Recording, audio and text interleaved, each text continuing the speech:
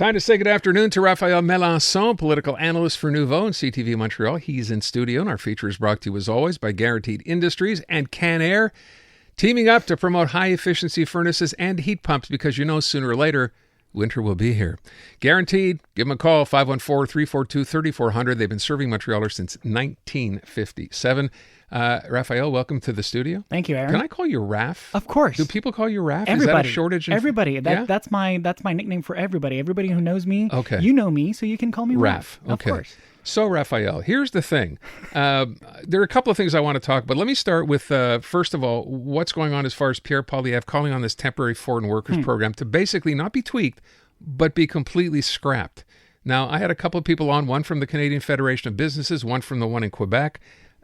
People in business, associations representing businesses, do not like this idea. Absolutely not. Good idea, bad idea? Why is he doing this? Well, bad idea on Pierre Poilievre's side, I think. We need that program because our population is aging and we need workers to deliver services and manufacture the goods that we need to produce here in this country. And also, if you just think about agriculture, we need those workers, especially in seasonal industries. Okay, so wait, I'll stop you because I understand there's a carve-out here for the agriculture sector. Right, but you also have to add to this, for instance, the tourism sector, because everything that's seasonal, well, you won't have necessarily locals working there full-time throughout the year, so they would require temporary foreign workers to come to Canada to support the industry for that specific season where there's a peak. So you can think about the tourism sector, but you can think about also forestry. There's many industries that need those workers in Canada.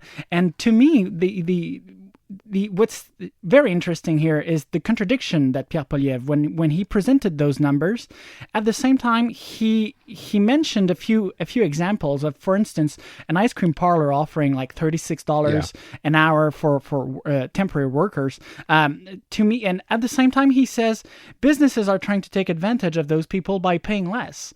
Well, if you're offering $36 per hour, you're not taking advantage of anyone here. It's costing a lot to the businesses who hire those people. And these jobs, let's also mention it, these jobs are also open for application to Canadian citizens. So the problem we have right now is that people, and a lot of people would not want to go and work at minimum wage or even a better wage to flip burgers at McDonald's at 3 a.m. in the middle of the night. Let's face it. So we need those workers to come and do the jobs people here do not want to do. He talked about taking away jobs from the youth. Well, I'm sorry, but if you talk to any small business owner at the moment, they're going to tell you pretty much all the same thing.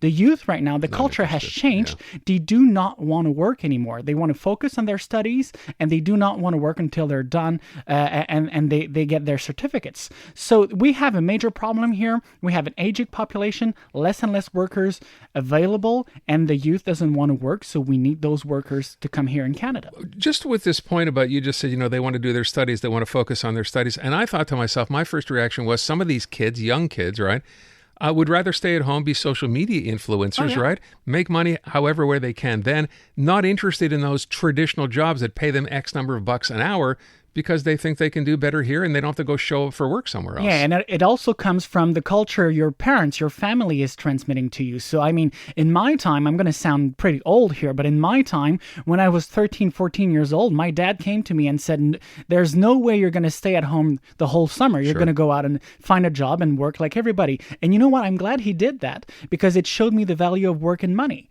And I think right now we're missing an opportunity here to show the future generations the importance of hard work. Where does this thing go, though? It's going to end up in the House of Commons when they resume, right? And obviously I'm trying to understand what the point of this is for Pierre Poilievre. I understand he's appealing to his base.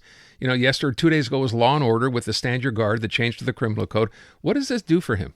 But then again, I'm not sure he's talking to his base because his base, well, the Conservative Party traditionally was the party of businesses, was the party of the economy, and right now his stance is going against the interest of the business sector. Yeah. So I'm not sure here who he's really trying to talk to, who he's targeting with these messages. I think he's kind of focusing on people who would rather vote for Maxime Bernier, who are anti-immigration right now, than he's really talking to the broader conservative base, which is more in support of the business sector than against immigration. Let me focus on something going on here. I had Craig Sauvé on a little earlier this afternoon. He brought up the idea, this is a big announcement for his party. He's running for mayor, for people who don't know. His party is called Transition Montreal. He wants to see ranked balloting, ranked voting. Do you think this is a good idea or a bad idea? At least for mayor.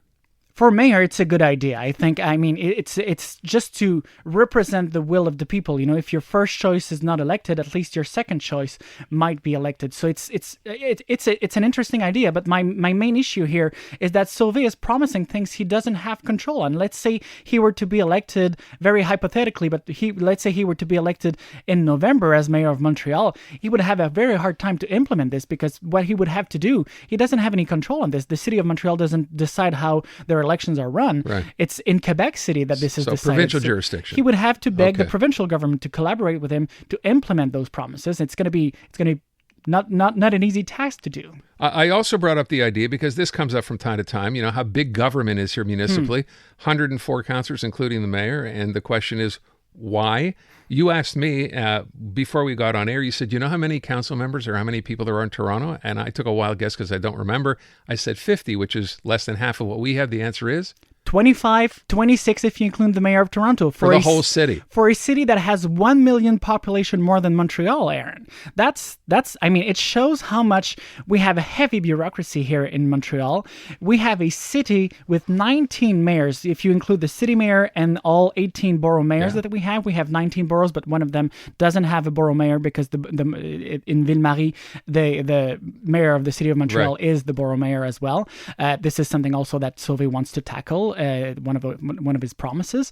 But I mean, so many elected officials, and out of these 103 elected officials, 38 of them, Aaron, do not even sit at city council because they are borough councillors. They're there to fill the gaps in their boroughs where they don't have enough population to have 4 city councillors and a mayor on their borough council.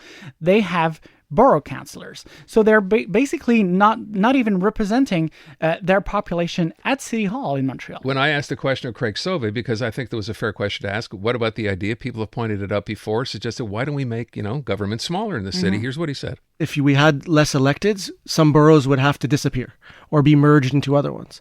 So I wonder, would, Outremont wish to be merged with Plateau, or would Île-Bizard wish to be merged with Pierrefonds?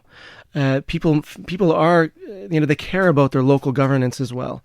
So those are big conversations that can't happen, I don't think, without the population talking about it. Okay. It's definitely possible, though. Okay, what do you think? Well, without the population talking about it, it's a general election forever. But a general election is a good reason to talk about it, Aaron. Yeah. And I think we should address the situation because we have too much bureaucracy. Let's not forget also, on top of elected officials, all of these 19 boroughs have director generals and a whole list of bureaucrats that work there. So, and these people are all paid with your taxpayer money.